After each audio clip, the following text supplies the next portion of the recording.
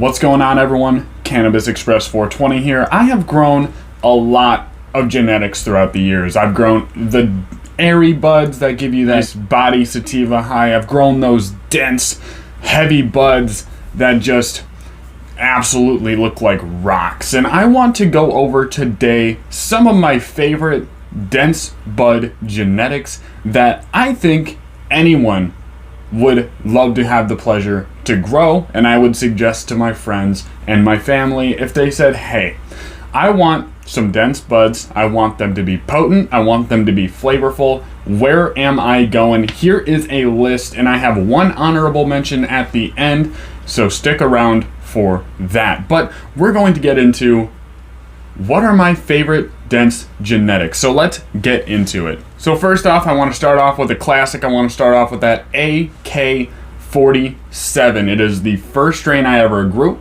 I have grown it a couple times since, and it has always resulted in nice, dense buds. But why do people love it so much? AK-47, also known as AK, is a sativa dominant hybrid marijuana strain that mixes Colombian, Mexican, Thai, and Afghani varieties. Don't let this intense name fool you. AK-47 will leave you relaxed and mellow. The result is a complex blend of flavors and effects. AK-47 may deliver steady, long-lasting cerebral buzz that will leave you mentally alert, engaged in creative or social activities.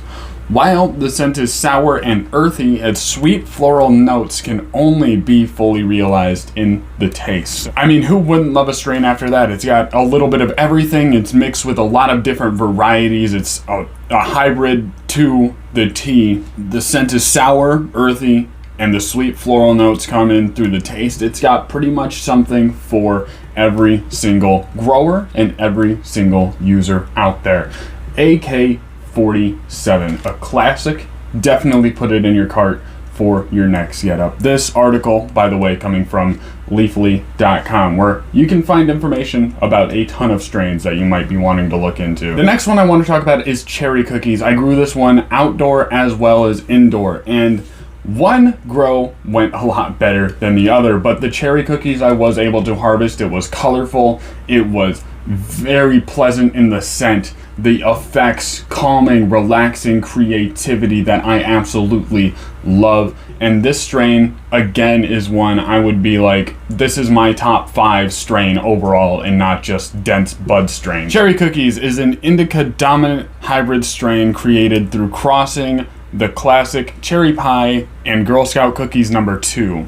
Although hard to come by in your average market, cherry cookies is one bud that you'll have to try for its amazing flavor. Cherry cookies has a taste that's remarkably like its name. With a nutty overtone accented with fresh cherries and berries, the aroma takes a pungent earth tone, bringing in skunky floral and rich sweet berries. Cherry cookies buds have a very small, round forest green nugs with light amber hairs and coating a tiny amber colored crystal trichomes. The cherry cookies high is much like what you would expect from a Girl Scout cookies descent, which I have very limited experience with personally, but cherry cookies being one of them, I cannot wait to try Girl Scout cookies. With euphoric effects accommodated by a relaxing body buzz, it starts with a mood boost that uplifts your spirits and leaves you feeling happy with a sense of creative energy. As this effect starts to mellow, a slightly tingly body high will wash over you, relaxing your entire physical form without causing couch lock. However, you feel pretty lazy in this state and not likely to move. With these effects and its high of 14 to 23% THC, cherry cookies is perfect for treating chronic pain, appetite loss, nausea, and cramps. So another high regarded strain. Wonderful review of the strain. A lot of these effects do indeed come through. Cherry cookies is one I would recommend to a beginner grower who wants to smoke some of the most flavorful and most potent dank. Full disclosure, this next strain I want to talk about, you can experience a little bit more airy buds, but they do have a dense looking structure to them, and I have grown phenotypes that have been extremely dense, so it might be a little hit or miss, But no matter what, whether you're a grower or just a smoker, you are going to enjoy the bud structure, you're going to enjoy the flavor, the smell, and overall, if you grow, you're going to enjoy the experience. It's a very fun plant to grow. We're talking about none other than Blue Dream. Blue Dream is a slightly sativa dominant hybrid, 64% sativa, 40% indica. I don't know how they estimate those numbers, but I should probably find out. Strain that is a potent cross between the heavily popular blueberry, which is something that I'm growing right now and I'm so excited, and haze strains. The infamous bud boasts a moderately high THC level that ranges from 17 to 24% on average, and a myriad of both indica and sativa effects. Users describe Blue Dream High as having an immediate onset of an uplifting cerebral head high that leaves you completely motivated and focused with waves of creative energy that hit quickly and hard.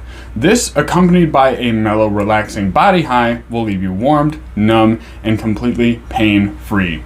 Due to those potent combination of effects, Blue Dream is said to be ideal strain for treating patients suffering from conditions such as chronic stress, chronic pain due to injury or illness, mild to moderate cases of depression, and sleep disorders including insomnia. Blue Dream has a delicious aroma of sweet blueberry pie and tastes of sugary sweet blueberries. It stays on your tongue for a long time after smoking. That bud has a large, dense, yet fluffy popcorn shape, bright neon green buds with amber and blue hairs and rich undertones. These nugs are dusted with a fine layer of sandy and milky white trichomes. Even in this article, which comes to you by All Bud, as well as the cherry cookies, All Bud talks about how they have the fluffy popcorn shape, bright neon green nugs, but they are fluffy, but they do have a lot of mass. They also tend to be pretty dense. So if you're looking for dense or large buds,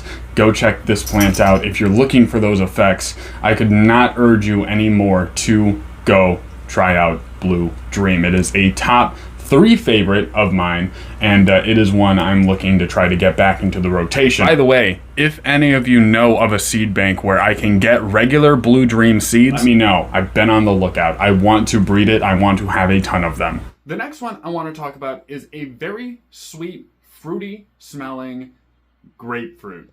This plant will grow super tall, but given its lanky stature, its very leggy growth, this plant will grow some of the most dense, flavorful, smelly buds you have probably ever experienced. Grapefruit, I have said in a Grow With Me series or video back in the day, I believe this plant should be wearing a suit. It just gives off a certain 007 vibe. It is a very sophisticated plant. It wants its drink shaken, not stirred. Let's get into it. Grapefruit is a cannabis strain with a potent head high. This heady strain derives from Cinderella 99, a potent sativa that was cultivated expressly for its grapefruit flavor. Cinderella 99 is a plant that is also on my grow list, and it has been for a while. I don't know why I procrastinate getting seeds so long, but here we are. I think it is every grower's struggle. If you struggle with having seeds on your list for years and years on end, tell me some of the strains down on the comments that you've been sitting on for a long time. Maybe I can tell you about them. Grapefruit is a long time favorite strain of the cannabis community and produces an intense mood boost coupled with a sense of euphoria. THC levels have been charted up to 20% with grapefruit, while doing well with a sense of euphoria. THC levels have been charted up to 20% with grapefruit, doing well when treating anxiety, pain. Grapefruit is well suited for indoor, outdoor, and greenhouse cultivation. The plant will respond best to tropical high humidity environments. Plants will grow 80 to 100 centimeters indoors and 200 to 300 centimeters outdoors. Of course, that depends on your space and veg time and whatnot, but just general numbers. Indoor flowering time is around 60 to 70 days. In terms of yields, you can expect up to 500 grams per square meter. indoors and 300 grams per plant outdoors. In ideal conditions, harvest times outdoors are September to October. The smell and flavor of this plant in a different section: tropical, grape, pineapple, and fruity. And holy shit, was it a great experience to smoke this grapefruit. The parents of this plant are Thai and Cinderella 99. THC 20%. Effects: creative, euphoric, happy, and uplifting. Anyone who has been sitting on the grapefruit plant, I definitely recommend you try it out, especially if you like high yielding, dense bud plants. The next cultivar I want to talk about is one that I just got done growing. I was generously gifted a bunch of seeds from a podcast host you might know, and it is none other than the Chill Out OG by Mr. Grow It. This is a fantastic strain that now I think that everyone should have in your gardens. It is a stout plant that gives off a ton of vegetation, has a lot of bud sites, and with a little bit more stretch possibly coming into the F4 generation, this next year might be the year that Chill Out OG makes it onto the real mainstream map. Honestly, like, I can't talk highly enough about this strain. It has the fruity flavor, it's got the gas, it's got something for everybody. If you're looking for that gas, you might want to stick to the F3 generation. If you're looking for more of a fruity more fruity taste, Mr. Grow It did mention that that's going to be something he wants to bring out more in the F4 generation, so maybe wait around a bit. But those genetics are still around, and with how dense this plant is, with how compact the buds are, it compacts a lot of smell, high trichome density. Let's go over the F1, 2, and 3 generations that Mr. Grow It has on his site. I spent years inbreeding this cross down to F3 generation. Each generation was tested vigorously by myself and a team of testers. This cross completely blew away our expectations. We encountered a variety of different phenotypes in the F1 and 2 generations, as expected. Some of the phenos stayed short with tight internodes, while others grew long and stretchy. All dense buds were very frosty. I wanted more consistent, shorter structure, so I elected shorter phenos with excellent branching as I worked my way down the generations, which is something that I definitely experienced while growing this plant. The vegetation that it gives off and the density it's sticking it into is absolutely insane. The F3 generations resulted in the most phenos staying more squat with tighter internodes. All phenos had dense buds and heavy trichome production. This cultivar is excellent for those growing in small spaces, like yours truly. It has a strong earthy smell and taste of hint of citrus, although some have reported a more fruity and sweet. This experience is pretty much what we expected: euphoric, relaxed, hungry, and sleepy. Are you ready for the Chill Out OG? And let me tell you, in all honesty, I was not ready for the Chill Out OG. This is something completely different. I mean, the strangest.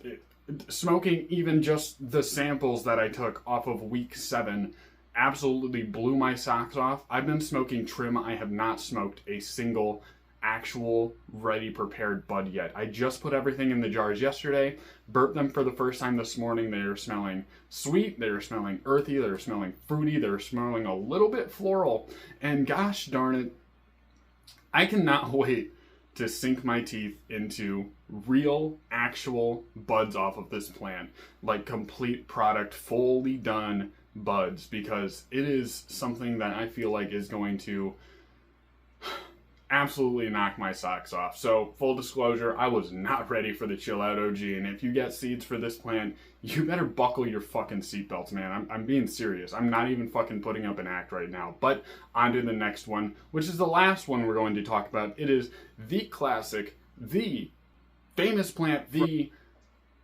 go-to of the famous strains that give the most dense buds we have ever seen in the game, with a potent, flavorful kick that will absolutely destroy we're talking about the White Widow. Now, for me personally, the White Widow is the one where if I'm going seed shopping, this is, if I'm shopping for something I've grown before, this is going in my cart every single time. I don't care if I have 10 of them, 20 of them, 100 of them, I would still want this strain. And personally, when it comes to the strain's tastes and what phenos I have grown in the past, I've gotten all the way from the purple, fruity, floral taste, all the way to the earthy, tangy, sour, OG kind of taste. So this plant is very versatile, but the effects, no matter what, will not disappoint you. If you grow something and you say, hey, this isn't quite it, maybe you just need to grow another one because that could be the one. White Widow is a hybrid weed strain made from a genetic cross between a Brazilian sativa landrace and a resin-heavy South Indian indica. This strain is 60% sativa and 40% indica. White Widow is one of the most famous strains worldwide, first bred in the Netherlands by Greenhouse Seeds in the 1990s. Its buds are white with crystal resin, warning you of the potent effects to come. A powerful burst of euphoria and energy breaks through immediately, stimulating both conversation and creativity. White Widow is 15% THC, making this strain an ideal choice for moderate cannabis consumers. But don't let its THC percentage fool you. The terpene profile makes its effects very potent, making the strain ideal for moderate consumers. Leafly consumers tell us White Widow effects include feeling energetic, talkative, and creative. Medical marijuana patients often choose White Widow when dealing with symptoms associated with stress, anxiety, and pain. White Widow flavors are woody, spicy, herbal, and earthy. Through growing conditions and strains, phenotypes may impact the exact blend. The average price of a White Widow typically ranges from $8 to $12 per gram. White Widow is a balanced hybrid that can be enjoyed with both indica and sativa lovers. It has a flowering time of 8 to 9 weeks. Mine have gone into week 10 even. It's a strain that you can get a lot out of, basically. It can be grown indoors, outdoors, or in mild climates. It produces chunky and colonical buds with a loose and fluffy texture. They are easy to break up despite their stickiness. So, with all that being said, I don't think I need to carry on any more. I think these strains are definitely top contenders for if you're gonna grow in the beginning, because again, these are also all really easy to grow. A lot of people in my audience are beginners, and I didn't even pick these plants out on purpose, but I think subconsciously the reason I like a lot of these is just because of how easy they are to grow. Anyone could pick these seeds up. They're the seeds that you could throw into just a pile of dirt and it would grow, and it would at least grow a couple grams for you to enjoy, and they really wouldn't care that much. Putting these in your garden is basically a guarantee that you're at least going to like one strain that you put in your garden, pretty much no matter who you are. I hope that you guys enjoyed this list. The runner-up, the honorable mention I would like to mention is Pink Tsunami, the sweet, flavorful, fruity, trichome-packed, tiny, dense, flavorful, amazing, potent buds are something that I will never forget, and I think every single time I talk about strains I like, that's definitely one of them. And another honorable mention I'll just throw in here, a bonus one, is Wedding Cake. While you can get phenos that are loose and airy and just absolutely big, massive buds, it is worth doing a pheno hunt to find those really dense, potent, dessert-like cheesecake flavored buds that, again, I will never forget and actually love so much that I'm going to make a cross with it. So I hope you guys enjoyed this little breakdown. If this is your first time here, hey, hit that subscribe button down below. We would love to have you. I'm trying to do a new schedule where I live stream every morning on Saturday, certain Eastern Standard Time, normally in between 8 and 9, going all the way to like 11 to 11:30. So if you'd like to join live streams, definitely hit the subscribe button to get notified. If you like this video in particular, go ahead and leave a like down below. And any questions, comments, and concerns, let's have a conversation about strains. I love talking weed, in case you couldn't tell. But I will see you next time. Thank you very much.